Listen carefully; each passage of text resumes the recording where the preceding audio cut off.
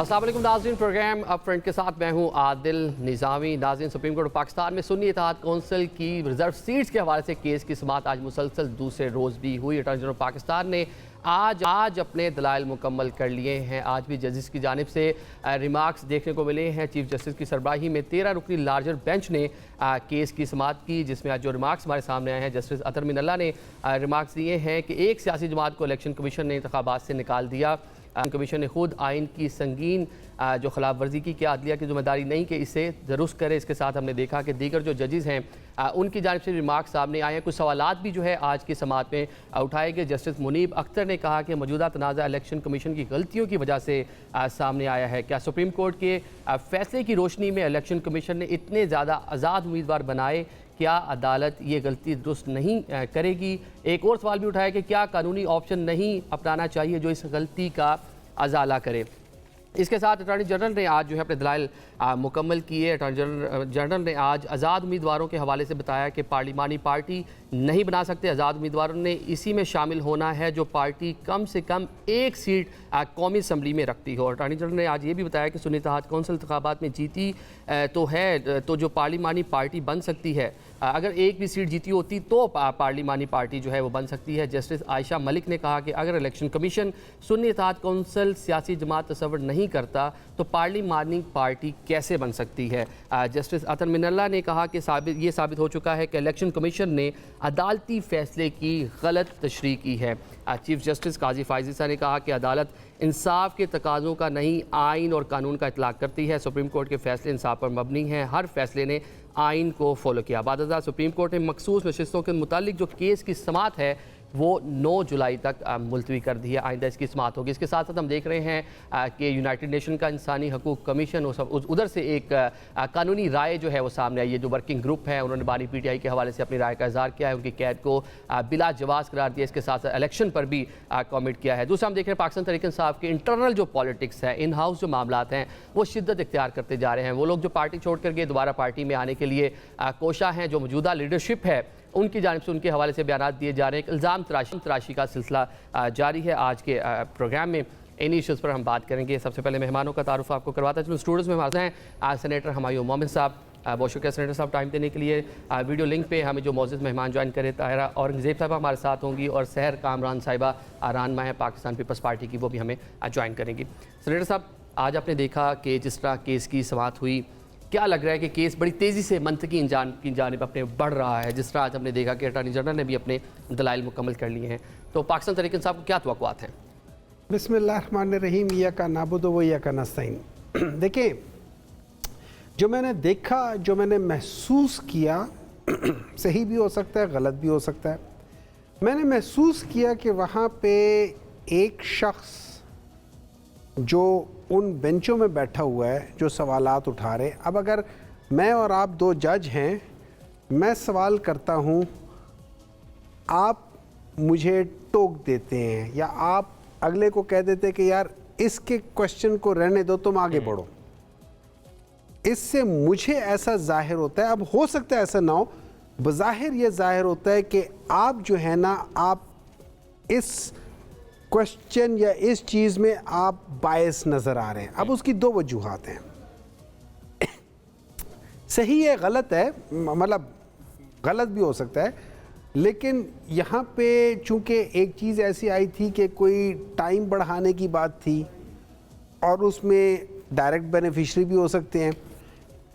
मतलब नंबर 2 जो 2/3 की पावर है पार्लियामेंट में। एग्जैक्टली। नंबर 2, पिछले दिनों एक मिसकंडक्ट के तहत जो अभी आपके ख़िलाफ़ एक रेफरेंस आया है, उस मिसकंडक्ट के तहत उसूलन आपको डायरेक्टली किसी को नहीं, आपने ब्रिटिश हाई कमीशन के जिस पे उन्होंने सवालात उठाए, आपने वहाँ पे अपने डिसीजन को डिफेंड करने की कोशिश की। आपको करने की ज़रूरत ही नहीं थी। अगर आप कर रहे हैं तो मैं उससे एक ह्यूमन साइकी ये बताती है कि you were conscious of something. अगर मैं कॉन्शियस नहीं हूं ना, अगर मेरे अंदर एहसास कमतरी या एहसास बरतरी नहीं होगा, एहसास बरतरी भी एक किस्म की एहसास कमतरी की तरह ही चीज़ होती है, तो मैं आपके कमेंट्स को इग्नोर कर दूंगा। लेकिन जब मेरे अंदर एहसास कमतरी होगी और आप कह देंगे कि देखा इसने जूते कैसे पहने हुए थे, अब मैं वहाँ पे आपके ऊपर चढ़ाई कर दूंगा कि यार मेरे जूते तो बहुत अच्छे थे, मैंने फलानी दुकान से लिए थे, इतने के खरीदे, और मैं एक किस्म का उस चीज़ को डिफेंड करूंगा, तो मैं वो देख रहा हूँ। लेकिन इसकी जो बुनियादी चीज़ है, जो एक चीज़ वाज़ेह हो गई है कि इस सब प्रॉब्लम की जड़ एक चीज़ थी, वो था बल्ले का निशान। बल्ले का निशान लेना वो था। अब मुझे आई डोंट नो कि कोई क्यों नहीं याद दिलाता, लेकिन चीफ जस्टिस साहब को यह याद दिलाना चाहिए कि जब हामिद खान ने उनको कहा था कि माय लॉर्ड आप जो कर रहे हैं इसके बड़े दूर रस नताइज होंगे, और उनके अल्फाज थे कि इसका सिवाय निशान के सिलेक्शन के प्रोसेस के दरमियान में जो इलेक्शन हो रहा है निशान के ऊपर, उसके अलावा इसका कोई आपके ऊपर कोई इम्पैक्ट नहीं आएगा। तो आई डोंट नो आज वो कहाँ है। आज हम पे वो इम्पैक्ट आ रहा है और हमारी हर चीज़ के ऊपर वो इम्पैक्ट आ रहा है। नंबर 2, दूसरी चीज़, मुझे इलेक्शन कमीशन के बायस होने का इसमें शुबा हो रहा है, बल्कि बायस तो छोटा लफ्ज़ हो जाएगा, एक किस्म के वो क्या कहते हैं कॉम्प्लिसिट होने का वो शुबा आ रहा है कि उन्होंने उस इंटरप्रिटेशन को जानबूझ के गलत इंटरप्रेट करते हुए पाकिस्तान तहरीक इंसाफ के जितने भी कैंडिडेट्स थे उनको इंडिपेंडेंट, ये याद रखें ये बात 3-4 घंटों की रह गई थी, क्योंकि रात को बहुत देर बाद वो था और आखिरी दिन 13 तारीख को वो होना था। अब ये याद रखें, मैं जब एक कैंडिडेट हूँ जिसने इलेक्शन में जाना है, मैंने 3 मुख्तलिफ पेपर्स फाइल किए हैं, पीटीआई से भी किया, इधर से भी किया। क्यों? मेरी एग्जिस्टेंस का सवाल है। सो मैं ज़रा पैनिक भी हूँ, मैं वो भी कर रहा हूँ, मैं सब चीज़ों के सामने रख रहा हूँ। फिर इलेक्शन कमीशन ने जो मेरे बाकी पेपर्स थे उनको नज़रअंदाज कर दिया। अगर उनका फैसला सही होता कि यार आप लोगों को आप जिस पार्टी से हो, हमने सिर्फ उसका निशान लिया है, लेकिन वो पार्टी एग्जिस्ट करती है, आप उसमें बिल्कुल जीत गए तो उस पार्टी के ही हो, तो फिर मेरे वो पेपर जो थे वो एक्सेप्ट हो जाते। लेकिन इन सब चीज़ों के अंदर जो मुझे नज़र आ रहा है वो गलत है। अब सवाल ये होता है, मेरा सवाल है इन सब जजों से, पाकिस्तान की जो एवरेज एज है वो 67 है और ये सारे उससे 2-2, 3-3 साल के दूरी पर है। अल्लाह ताला लंबी जिंदगी दे, दूरी पर है। मैं सवाल उठाता हूं कि क्या आप लोग ये जो डिसीजंस ले रहे होगे, ये लाखों करोड़ों लोगों का जो उन लोगों ने जिसको मैंडेट दिया उसके खिलाफ हो रहा होगा? क्या आप लोग दिल पे हाथ रख के मैं अक्सर कहता हूं, अक्सर शब तन्हाई में चंद लम्हे नींद से पहले जब आप पलंग पे लेट जाते, आंखें बंद कर लेते, लेकिन अभी आप सोए नहीं होते, आप एक दफ़ा सोचना ज़रूर कि मैं जो करने लगा हूँ क्या मैं अल्लाह ताला के आगे इसको डिफेंड कर सकूँगा या नहीं। मुझे छोड़ दे, हुमायूं डज नॉट मैटर। अगर आप अल्लाह ताला के सामने अपने आप को डिफेंड कर सकते थे, I am nobody to ask any questions. चलें, वो तो सबने जजमेंट के दिन जो है हिसाब देना है क्या उसने किया और कैसे अपनी जो ड्यूटी परफॉर्म की। अच्छा ताहिरा साहब, अब बज़ाहिर लग ये रहा है कि केस का खासी तेज़ी से मतलब इसकी समातें हो रही हैं, रोज़ाना की बुनियाद पर कम से कम समात हो रही है, लेकिन अब चले कुछ दिन का वक्फा भी है। क्या लग रहा है कि इस पर क्या आपको फैसला आता नज़र आ रहा है, और जो फैसला आएगा आपकी जो हुकूमत है उसको मनन कबूल करेगी?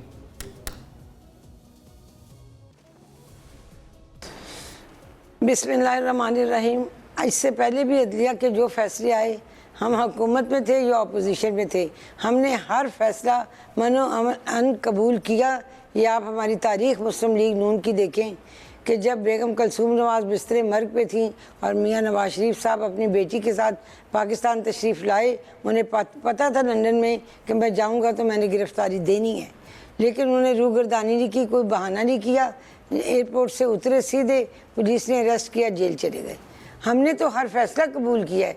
जिस लीडर पे हमारे पे जो फैसला आयद हुआ है, शहबाज शरीफ साहब को देखें, हमजा शहबाज को देखें, मरीम नवाज साहिबा को देखें, ख्वाजा आसफ को देखें, हनीफ अब्बासी साहब को देखें, ख्वाजा साद रफ़ीक को देखें, हमजा शहबाज को देखें, आप ये जितने भी हमारी क़यादत है, जो फैसला जिसका आया, राना सनाउल्लाह पे इतना गलत केस बना हेरोइन का, आप हैरान हो गए। वो सिगरेट नहीं पीते, मैं तो उन्हें बड़ा करीब से जानती हूँ, और उन पे हेरोइन का केस बना और ऐसी जगह पे बना जहाँ सीसीटीवी फुटेज कैमरे हर तरफ लगे होते हैं मोटरवे पे, जहाँ से उनकी गाड़ी की डिग्गी से इन्होंने बरामद किया। आज तक वो फुटेज किसी मीडिया पे नजर नहीं आई। चले वो तो पता चल गया कि किस तरह वो केस बना था, मैं जेल काटूंगा कि वो किस तरह केस बना था, गलत केस था, बल्कि आज तो लोग उसको कंडेम भी करते हैं। नहीं, हमने सजा काटी, हमने कुछ नहीं कहा। अदालत का जो फैसला है हम हमेशा से उसको मानते हैं। आज मखसूस नशिस्तों के हवाले से जो फैसला अदालत करेगी हम उसको भी कबूल करेंगे, जो भी फैसला अदलिया को होगा। लेकिन एक बात का मुझे दुख है कि जब बार बार अदालत कहती रही पीटीआई से कि आप अपना इंट्रा पार्टी इलेक्शन करवाएं, इनको फिर टाइम दिया गया, फिर इन्होंने मोहलत मांगी, फिर टाइम दिया गया। तो ये एक जमहूरी अमल है, पार्टी के अंदर इलेक्शन कराना, इलेक्शन में जाने से पहले ये एक रिक्वायरमेंट होती है। लेकिन ये जमहूरी अमल कितना जमहूरी है ये आपको भी पता है कि किस तरह सियासी जमातें अपने इंट्रा पार्टी इलेक्शन करवाती हैं। अभी हाल ही में आपकी भी पार्टी का इंट्रा पार्टी इंतखाब हुआ है, मियां साहब सदर बने हैं, लेकिन किस तरह के अनअपोज तमाम सियासी जमातों में यही कह लें कि रवायत चलती आ रही है कि किसी सियासी जमात ने आज तक फ्री एंड फेयर अपने इंट्रा पार्टी इलेक्शन में नहीं कराए। अगर मेरी बात सुने, मियां साहब ने किसी को मना नहीं किया था कि मेरे मुकाबले में कागजात जमा ना कराएं सदारत के लिए। उन्होंने तो बिल्कुल खुला ऐलान किया हमने इस तारीख को इलेक्शन होगा, तमाम पार्टी के हमने। लेकिन ये भी तो ओपन सीक्रेट, सियासी जमातों में कितनी जमहूरियत थी आपको भी पता है, मुझे भी पता है। अच्छा चले सहर साहब, आप ये बताएं जी, आप भी एक अहम स्टेक होल्डर हैं, हुक्मरान जमात में आप भी शामिल हैं, हुकूमत का हिस्सा हैं, तो आप कैसे देखते हैं इस फैसले को? ये जो आगे फैसला आने वाला है अब, तो इसका बड़ा दूररस नताइज भी होंगे मुल्क की सियासत पर। एक गोल्डन नंबर जिस तरह अभी सेनेटर साहब भी बात कर रहे थे, जो लेजिस्लेशन होनी है वो हुकूमत के पास रहेगी या नहीं रहेगी, बड़ा अहमियत का हामिल ये केस है। तो इसका जो फैसला आएगा उस पर पाकिस्तान पीपल्स पार्टी का क्या मौक़िफ़ है? इसके दो पहलू हैं। एक तो ये कि जो फैसला आएगा, पीपल्स पार्टी ने भी हमेशा अदालती फैसलों पे सर खम किया है, चाहे वो फैसले जो है वो अदालती कत्ल के ही हो, चाहे वो कैसे भी हो, ठीक है। हमने कभी किसी अदालत पे हमला नहीं किया और हमेशा जो है अदालती फैसलों को मानते हैं। दूसरी चीज ये कि ये सब कुछ हुआ क्यों, ठीक है ना। ये भी आपको देखना होगा कि इमरान खान साहब एक सेल्फ सेंटर्ड अप्रोच रखने वाले शख्स हैं और उन्होंने अभी भी, एक तो पहली बात है कि इंतखाबात नहीं कराए, इंतखाबात नहीं कराने पे जो एतराज़ है उनकी अपनी जमात से आया।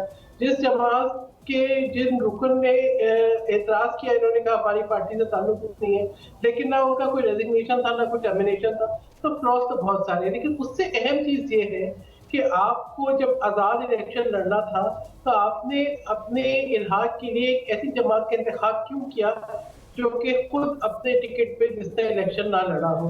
तो इमरान खान साहब ये जानते थे कि वो कन्विक्टेड है। इमरान खान साहब जानते थे कि 9 मई के वाकयात जो है उन पर उनके कहीं ना कोई कन्विक्शन आ जाएगी। वो ये चाहते ही नहीं है कि उनकी गैर मौजूदगी में जमात के अंदर किसी किस्म का कोई इस्तेकाम आए, इसीलिए उन्होंने एक ऐसी जमात के साथ किया इल्हाक जानते बूझते। यानी आप ही कहें कि उनको समझ ही नहीं है, आप ही कहें कि वो जानते ही नहीं है। यानी एक शख्स मुल्क का वजीर आजम रह चुका हो, एक सियासी जमात का सरबराह हो, अंदरूनी मुल्क बैरून मुल्क कैंपेनिंग चलाता हो, उसको यही नहीं पता चला कि मैं किस जमात के साथ जो है वो के टिकट पे अपने लोगों को जो है वो कह रहा हूँ कि आप इसकी टिकट ले लें, आप इसके साथ इलाज कर लें।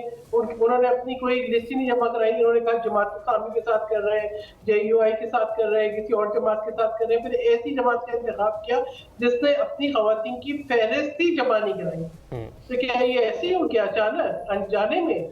नहीं, मैं नहीं समझती ये अनजाने में हुआ। मैं समझती हूँ एक सोची समझी हिकमत अमली है। वो अपनी जमात के अंदर किसी किस्म की स्टेबिलिटी अपनी गैर मौजूदगी में नहीं चाहते। और यही वजह है। सेनेटर साहब से जवाब लेते हैं जी, इतनी अहम बातें जिस तरह वो बात कर रही हैं, आपकी तो पूरी लीडरशिप उस टाइम जो है वकला पर मुश्तमिल थी। तो सारे जो ये नकाइस हैं, जो कानूनी नकाइस आज इलेक्शन कमीशन में डिस्कस हो रहे हैं, सुप्रीम कोर्ट में डिस्कस हो रहे हैं, तो ये आपने इनको बहुत अच्छे इन सारे मामला को? देखिए, इसमें जो हम लोगों ने जो पाकिस्तान तहरीक इंसाफ की लिस्ट थी वो तो हम लोगों ने दी हुई है, तो हमने अपनी पॉलिटिकल पार्टी की दी है। और उसमें अगर आप देखें सलमान अकरम राजा साहब जो है वो एक ही बात कर रहे हैं और वो शुरू से एक ही बात कर रहे हैं कि मैं पाकिस्तान तहरीक इंसाफ का कैंडिडेट हूँ, ठीक है। अच्छा, ये बहुत सारे लॉयर जो थे ना वो इस बात पे मुत्तफिक थे कि एक्चुअली ये PTI के जो कैंडिडेट्स हैं, चूंकि PTI एनलिस्टेड पार्टी है तो ये PTI ख़त्म नहीं हुई। लेकिन एट द सेम टाइम आपके पास जो नोटिफिकेशन आ रहा है वो ये है कि पाकिस्तान तहरीक इंसाफ के जितने कैंडिडेट्स हैं वो इंडिपेंडेंट है। पाकिस्तान तहरीक इंसाफ पार्टी इलेक्शन में जा नहीं सकती, तो वहां पे कोई वापस पीटीआई के अंदर ज्वाइन नहीं कर सकता। तो जब ज्वाइन नहीं कर सकता, अब ये याद रखिए दिस इज ऑल, इसमें जो लिस्टों वगैरह की बात थी वो पहले हो गया था, इस टाइम से पहले हो गया था। ये तो इंडिपेंडेंट और उसकी बात थी कि आप जमा वो है ना, वो 13 जनवरी था, उससे बाकी जो चीजें थी वो तो इससे पहले हो चुकी थी।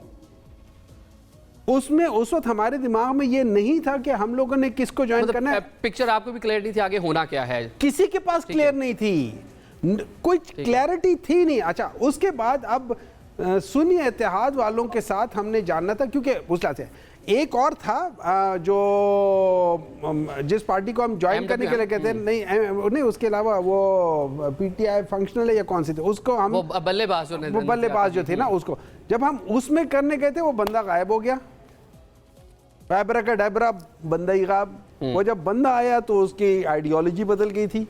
अब देखिए ये सारी चीजें जब आप देखते हो और उस इवेंट में चले जाओ, मैं मिसाल देता हूं, मैं यहां से ट्रेवल करता हूं, अब मैं आपको कहता हूं कि यार आपने जब आप एयरपोर्ट पहुंचते, मैं कहता हूं आप टोटल 8 किलो से ज्यादा वजन नहीं लेकर जा सकते और आपके पास 22 किलो का वजन है।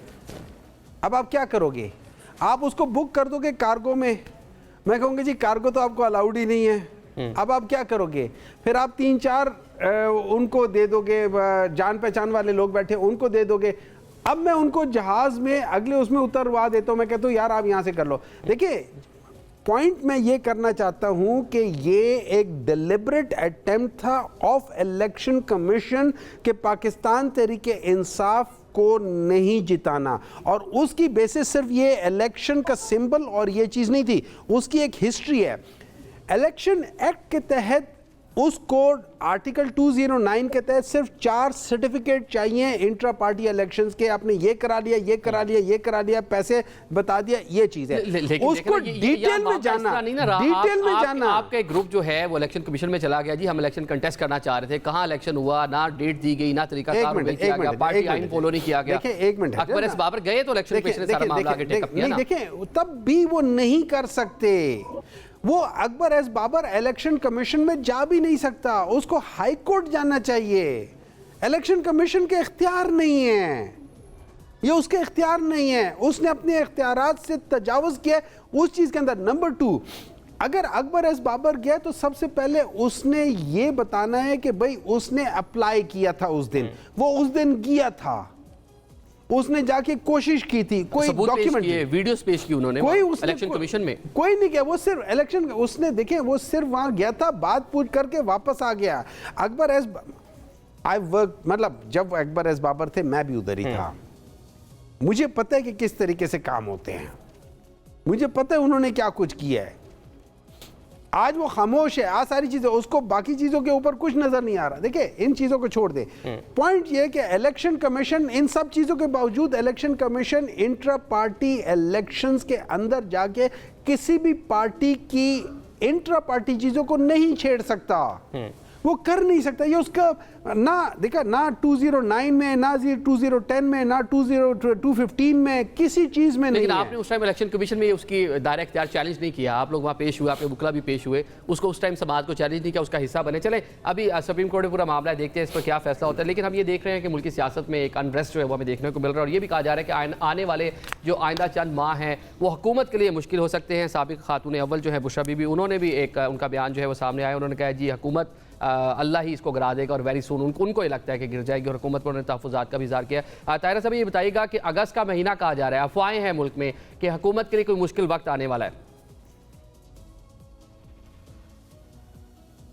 देखिए हुकूमत में मुश्किल वक्त कभी नहीं इंशाल्लाह आएगा, क्योंकि हुकूमत के इत्तेहादी जितनी सियासी एलाइज पार्टीज़ हैं और ख़ुद पाकिस्तान मुस्लिम लीग नून, हमने हमेशा सियासत को रियासत पर तरजीह नहीं दी, बल्कि रियासत को तरजीह दी। हमने ये कभी नहीं कहा कि मुल्क पाकिस्तान है तो सबकी सियासत है। हमने मुल्क पाकिस्तान को बचाया। 16 माह पहले भी जब मुस्लिम लीग ने हुकूमत ली तो ये पीटीआई के लोग कहते थे कि पाकिस्तान डिफ़ॉल्ट हो चुका है, पाकिस्तान डिफ़ॉल्ट होने जा रहा है, पाकिस्तान डिफ़ॉल्ट होने के दहाने पे है। अल्लाह ताला के फजलो करम से पाकिस्तान तब भी डिफ़ॉल्ट नहीं हुआ था, और जिस मुल्क की बुनियाद 27 रमज़ानुल मुबारक को रखी गई हो उस मुल्क की हिफाजत अल्लाह ताला भी फरमाएंगे। और यहाँ के बसने वाले मुसलमान जिनकी जो अकीदे के और अमलन मुसलमान हैं उनकी दुआओं से पाकिस्तान इंशाल्लाह बचा रहेगा। और वैसे भी आने वाले वक्तों में क्या बुरा होगा, हुकूमत ने इस कदर बेहतरीन बजट दिया है। क्या पंजाब असम्बली, क्या सिंध असम्बली, क्या बलूचिस्तान असम्बली और क्या मरकजी कौमी सूबाई असम्बली, हमने हर लेकिन बजट के हवाले से आपके अपने लोगों की क्या तहफ़्फ़ुज़ है उनके, उस पर भी हम बात करेंगे। अभी एक ब्रेक लेते हैं, ब्रेक के बाद बताते हैं कि वज़ीर दफ़ा जो है ख्वाजा आसिफ साहब, उन्होंने बजट के हवाले से क्या कहा है। अभी एक ब्रेक की जानिब चलते हैं।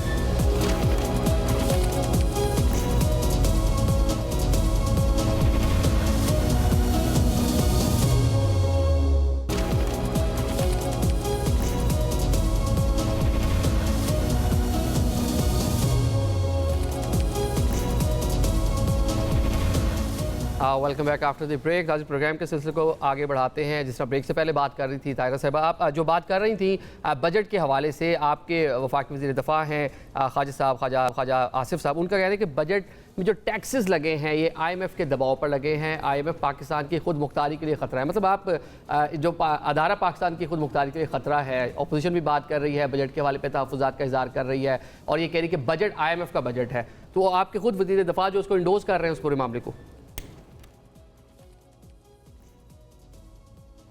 देखें, जब 2018 में पीटीआई की गवर्नमेंट बनी थी, मैं उस असम्बली में भी अल्लाह ताला के फजल से मौजूद थी और पहली स्पीच प्राइम मिनिस्टर साहब ने की थी और जगह जगह कहा था कि मैं मर जाऊंगा, मैं IMF के पास नहीं जाऊंगा।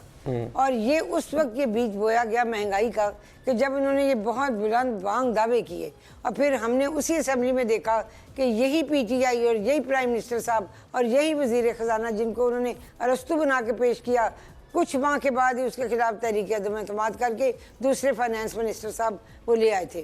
तो वो किसी बात पे टिके नहीं थे। उन्होंने जब कहा कि हम नहीं जाएंगे, उसके बाद वो IMF के पास भी गए। उन्होंने वो कड़ी शराइत पे, वो उस वक्त की कड़ी शराइत जो थी उन पर मुल्क की बहाली के लिए, माशी पॉलिसी के लिए कर्जे भी लिए। अब आप मुझे बताएं, जब एक मुल्क की माशी हालत ऐसी हो कि जहाँ हर शख्स टैक्स नेट में ना हो, हम बाहर के मुल्कों की बातें करते हैं। अच्छा, उन्होंने जो है कर्ज जो लिया था सख्त शराइत पे लिया था, आपने भी नरम जो शराइत है वो आई है अभी, जो एक आम आदमी को कोई रिलीफ मिला हो कि नरम जो शराइत थी जिसपे भी आपने एग्रीमेंट किया है, जो नए प्लान में गए हैं। बात सुने, ये नरम शराइत नहीं है कि 37,000 रुपये हमने बेसिक जो तनख्वाह है उसको किया है। बेसिक को 37,000 हर सुबह पंजाब में भी, सिंध में भी, मरकज में भी। और लेकिन देखें ना, अगर जो आप डॉलर के प्राइस देखें और एक जो पर कैपिटा इनकम देखें, जो महंगाई देखें, उसकी रेशो से तो कोई इजाफा नहीं है। और ये भी जो सरकारी जो दादोशुमार ये है, आम आदमी को मार्केट में इतनी सैलरी उसको नहीं मिल रही जितनी आप 37,000 की बात करें, ये भी नहीं मिल रही। और 37,000 से क्या होता है, इसमें भी एक लंबी डिबेट हो सकती है, कैसे घर का बजट बन सकता है इस पे। नहीं, एक मेरी बात सुने, जब हम हर जो वो लोग जो टैक्स दे सकते हैं इस बजट में, जो अमीर लोग हैं, जो वो तबके जो बोझ उठा सकते हैं, उन्हें तो टैक्स देना चाहिए ना। उन गरीब तबकात के लिए जो कमज़ोर हैं, जिनको हम बेहतर बनाना चाहते हैं, जब हर शख्स टैक्स ही नहीं देता, वो खुद को समझता ही नहीं कि हमें टैक्स देना चाहिए, तो हम सहूलियात आवाम को कहाँ से देंगे। ये तो वो मुल्क बातें करें जहाँ 100% लोग टैक्स नेट में मौजूद हैं और वो टैक्स अदा करते हैं और उनकी अवाम सहूलियात उसके बदले में लेती है। पाकिस्तान के अंदर क्या है, जो आपका जो कोई घर बेचता है, अगर वो 10 करोड़ का तो वो लिखते हैं 2 करोड़। अगर कोई ज़मीन लेता है तो उसकी मालियत आपको भी पता है, आप तो मीडिया वाले हैं, क्या लिखी जाती है, किस तरह से टैक्स चोरी किया जाता है और किस तरह से टैक्स नहीं दिया जाता। अब अगर ख्वाजा आसिफ साहब ने ये बात कही है तो ये सही है। चलें, सहर कामरान साहब, आप लोग पाकिस्तान पीपल्स पार्टी ने सपोर्ट तो कर दिया बजट के हवाले से, लेकिन अब हुकूमत भी मुतमिन नहीं है, आप लोग भी मुतमिन नहीं, बजट फिर आया कहाँ से? आम आदमी भी मुतमिन नहीं है, अपोजिशन भी इस पर जो है तहफ़्फ़ुज़ात का इज़हार कर रही है। मैंने तो अपनी बजट स्पीच में कहा था कि ये IMF की जो है विश लिस्ट है जो कि हमें दे दी गई है और चारा कोई था नहीं। अगर हम इस पे वोट ना करते तो उसके कॉन्सिक्वेंसेस क्या थे। हमने इस बजट का बाइकआउट भी किया। एक तो पहली बात है, पाकिस्तान पीपल्स पार्टी को बजट की प्रिपरेशन में एतमाद में नहीं लिया गया। दूसरा, हमारे यहाँ एक इट्स न्यू नॉर्मल कि हमारा बजट या अकाउंटेंट बनाएंगे या बैंकर बनाएंगे, तो जो एक इकोनॉमिक विजन होता है वो कहीं नहीं होता। मैं कह रही हूँ मुश्किल हालात में सिर्फ कोई पॉलिटिकल पार्टी नहीं है, मुश्किल हालात में ये मुल्क भी है, मुश्किल हालात में अवाम भी है। हम खौफजदा है, बिजली के बिल से खौफजदा है, फ्यूल प्राइसेस से खौफजदा है। ये आगे जाके होगा क्या, मैं समझती हूँ कि इन सब चीजों को जो है महसूस करने की जरूरत है। जमीनी हकाइक से अलग रह के हम बात नहीं कर सकते। हम ये कहें सब अच्छा है, नहीं। आप चाहे लाहौर की सड़कें अर्क के गुलाब से धो लें, ये हकाइक नहीं बदलेगी, ये किसी भूखे के पेट में रोटी नहीं डालेगी। देखिए, बात ये है, असल चीज ये है कि हमें ये देखना है कि अगर आपकी एफबीआर नाकाम है तो एफबीआर को आप गोल दें, टारगेट दें, वरना उनकी परफॉर्मेंस ऑडिट करें। जो अपनी जिम्मेदारी पूरी नहीं कर सकते उनको फारिग करें। ये बहुत जरूरी है। अगर आपके जो है लाइन लॉसेस कम नहीं होते तो जो जिम्मेदार है उनको फारिग करें। असल मसला ये है कि हमारे ये किसने करना है फारिग? आप हुकूमत का हिस्सा है, आपके वोटों से हुकूमत कायम है, ये करना किसने फारिग? आपके वोटों से हुकूमत कायम है ना जी, समो आपके वोटों से हुकूमत कायम है, आप आईनी ओहदे आपके पास हैं। आदिल, मैं सबकी बात बहुत गौर से सुनती हूँ, मुझे बात मुकम्मल करने दें। देखिए, बात ये है, हमारा वोट है सिर्फ continuity of the democratic process के लिए। ठीक है, हमारा वोट जो है वो इस अंडरस्टैंडिंग के साथ था कि आप जो है हमें एतमाद में लेंगे। हम जो है हुकूमत का हिस्सा नहीं है, हम कैबिनेट का हिस्सा नहीं है, यस हम पार्लियामान का हिस्सा है। अब पार्लियामान का हिस्सा ना हो तो फिर एक और खदशा है कि क्या डेमोक्रेटिक जो एक प्रोसेस है वो कंटिन्यू रहेगा, क्या हम स्पेस छोड़ देंगे किसी और चीज के लिए? नहीं, हमने सेक्रीफाइसेस दिए हैं, जानों के नजराने दिए हैं। So we want the democratic process to continue despite all difficulties. लेकिन ये हुकूमत की जिम्मेदारी है कि आप जो एग्रीमेंट करते हैं, जो कमिटमेंट करते हैं, उनको पूरा करें और आप महसूस करें कि जिम्मेदारी क्या है। अब ये मुझे समझ में नहीं आया, ये कौन सा बजट है कि आप जो एक आम कोई जो है आपका सिटीजन वो प्लॉट बेचना चाहे तो वो टैक्स दे दे, आपकी ब्यूरोक्रेसी बेचना चाहे तो आपको कोई टैक्स ना दे। ये क्या है? सिर्फ ब्यूरोक्रेट्स का बजट है? यानी दिस इज द ये प्रॉब्लम ये है। देखिए, ये जिम्मेदारी हमें कबूल करनी होगी, ये जिम्मेदारी हमें लेनी होगी कि आप महज जो है, ठीक है, मुश्किल चले जिम्मेदारी आपने लेनी है, लेकिन ये वो 16 माह वाली हुकूमत वाला मामला ना हो जाए कि अपनी वजारत खारजा को डिफेंड करेंगे, हुकूमत की 16 माह की परफॉर्मेंस को डिफेंड नहीं करेंगे। सेनेटर साहब, एक तो इस पर कमेंट कर दें कि जो बजट के हवाले से आपके जो तहफ़्फ़ुज़ात, ख्वाजा आसिफ साहब का बयान भी आपने देख लिया, आप फिर उस पर इंटरनल जो पॉलिटिक्स है पाकिस्तान तहरीक इंसाफ की, उस पर बात करते हैं। देखिए, सबसे पहले मैं वो एक कमेंट आया था कि पाकिस्तान तहरीक इंसाफ जो है ना ये किसके ये रियासत के ख़िलाफ़ बात करती है। जो डॉन लीग थी वो तो रियासत के हक़ में थी ना। जो इंडिया के अंदर बयान आया था कि सारा जो अटैक था पाकिस्तान से होता है वो भी रियासत के हक़ में था। जो जलसों के अंदर नारे हुए थे वो भी रियासत के हक़ में था। जो गुजरांवाला की तकरीर में था वो भी रियासत के हक़ में था। जो ख्वाजा आसिफ साहब ने तकरीरें की थी पार्लियामेंट के अंदर वो भी रियासत के हक़ में था। अब आ जाता हूँ बात बजट की। इस बजट के ऊपर पाकिस्तान पीपल्स पार्टी की टॉप लीडरशिप ऐवान में कह चुकी है ये अवाम दुश्मन बजट है। एग्रीड? अच्छा, अब उसके बाद अगर मैं कह दूं कि ये अवाम दुश्मन काम है और उसके बाद उस काम को सपोर्ट करूं, तो मैं अवाम दुश्मन इंसान हूं या अवाम का दोस्त इंसान हूं? मैं भी अवाम दुश्मन इंसान हूं।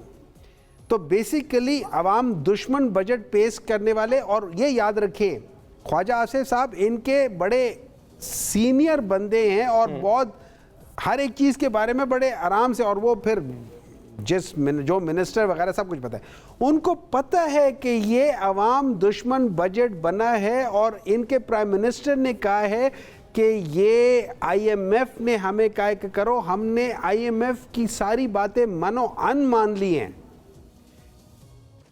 हम लोगों ने अवाम को रिलीफ दी थी, IMF को खफा कर दिया था। इन लोगों ने IMF को खुश कर दिया, अवाम को खफा कर दिया।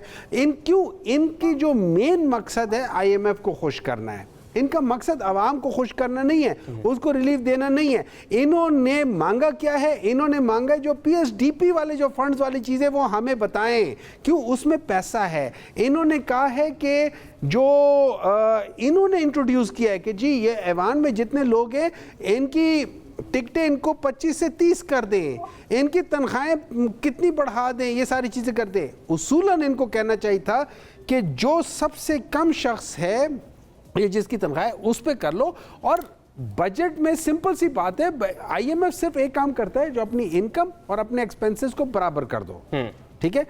आप अपने जो एक्सपेंसेस है उसको 80% स्लैश कर दें, जो जिसे कहते हैं डायर इमरजेंसी वाली चीजें वो रखें, चले बाकी सारी चीजें खत्म कर दें। हकीकत है तमाम ही सियासी बातों का आईएमएफ को लेकर एक ही रवैया रहा है। जब हुकूमत में होते हैं उसे प्लान लेते हैं, अपोजिशन में होते हैं उस पर क्रिटिसाइज भी मैं एक बात बता देता हूं, चीजें ठीक 4 सालों में जो आईएमएफ के जिस हम उसमें गए थे उसमें हमें $6.5 अरब का था, हमने सिर्फ $3 अरब इस्तेमाल किए थे, हमने बाकी के नहीं इस्तेमाल किए थे।